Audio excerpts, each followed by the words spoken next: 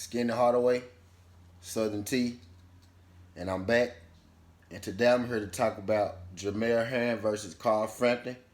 They got an upcoming fight this Saturday, in which I'm excited about. I think this is one of the bigger fights in boxing. I think this is an exciting fight.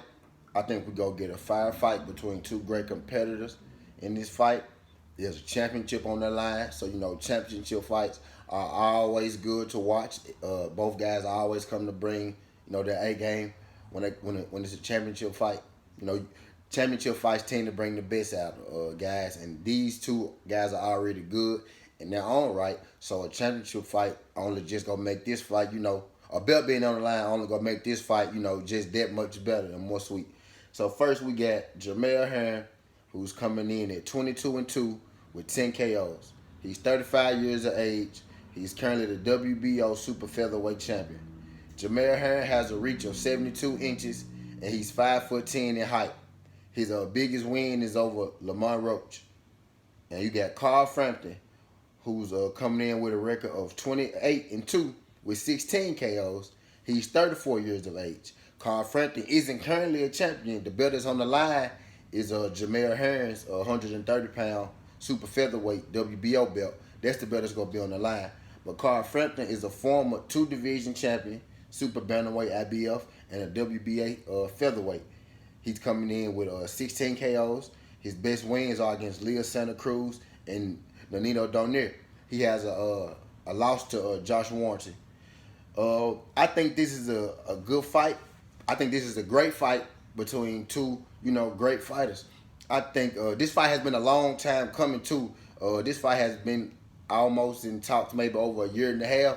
And unlike a lot of fights in boxing, this fight didn't take so long to make because these guys didn't want to mix it up or fight each other. This fight took so long to make because I think Jamel Herring caught COVID like twice. I think he caught COVID-19 twice. So they pushed it back. And then the last time, right before this Saturday coming up, Jamel Herring, Carl Frampton had broke his hand in training. So that also pushed the fight back. But we're finally here, and we finally got the fight. There's been over a year and a half in the making.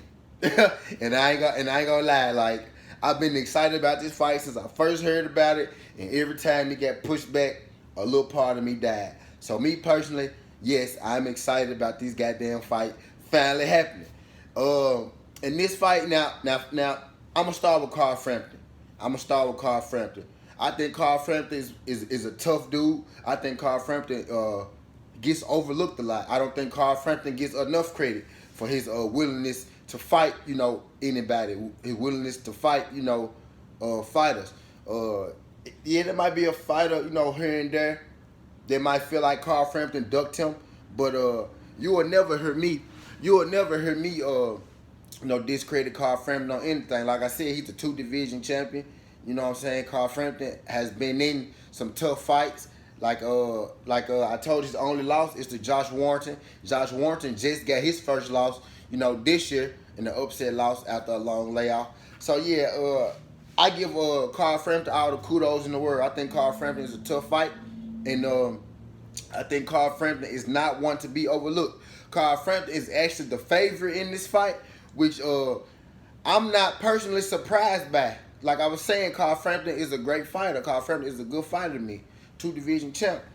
But with that being said, I think Jamel Herring has the edge in this fight. Just get my back. Well, yeah, I think Jamel Herring has the edge in this fight. Like I stated earlier, I think he has the edge, but I don't think he has the edge by much. Like I stated earlier, Carl Frampton only has, losses to Josh Warrington and Leo Santa Cruz, who are both, former champions themselves. Leo Santa Cruz is still a champion, and Josh Warrington just lost his belt. You know what I mean? So Carl Frampton losses have come against championship fighters, and I think Leo Santa Cruz is one of the better fighters at his weight classes, and I think Josh Warrington is one of the better fighters at his weight class. So those are not losses that anybody should put their nose up at, because those losses against top guys. But They got Carl Frampton, the favorite in this. I'm personally taking Jamel Herring. I feel like he just got too much reach, too much height on him. I feel like he can keep him outside with the jab. And I even feel like if he wanted to get inside, he would have the advantage on the inside against Carl Frampton in this fight. But mostly, I think Carl Frampton has a better chance the closer they are. But if Jamel Herring decides to just use his jab and stay on the outside and box all night, I don't see Carl Frampton beating him. And that has nothing to do with Carl Frampton, because I think Carl Frampton is great. That is that's solely and mainly based off the reach and the height of Jamel Herring coming into this fight. You know what I mean? I just think the dimensions of Herring are going to be too big for Carl Frampton to overcome. And with that being said, I'm picking Herring in this fight. But if Carl Frampton some kind of way found out to sneak out a fight, or he got the scorecard decision, I wouldn't be surprised. But if I had to, gun in my head, if I'm betting money on it, I'd probably bet with Jamel Herring because of his dimensions in this fight and because of his boxing ability in this fight. You know what I mean? I just think that'll be, I think styles make fights. I'm a firm believer in styles make fights. And I believe that the style of this fight is just kind of all bad for Carl Frampton. But that has nothing to do with Carl Frampton being a bad boxer or nothing like that, because Carl Frampton is a hell of a boxer. But you know what I like from this fight? I like the winner of this fight to fight Shakur Stevenson. I like to see Shakur versus Valdez. But if I can't get Shakur versus Valdez, I like Valdez maybe to fight the winner of this fight, or Shakur to fight the winner of this fight, then fight Valdez. I want to see those guys. My bad. I want to see those guys at 130 mix it up, and I want to see them get down with the get down, because it's a lot of good guys at 130, especially with Shakur just coming up. You got Leo Santa Cruz, though. You got Tank that's a champion there.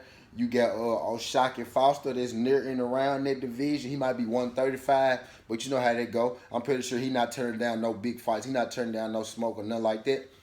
Just a lot of guys in that 130-pound division I like to see mix it up. But Jamel Herring versus Carl Frampton is a great fight, and I'm slightly taking Jamel Herring in this fight.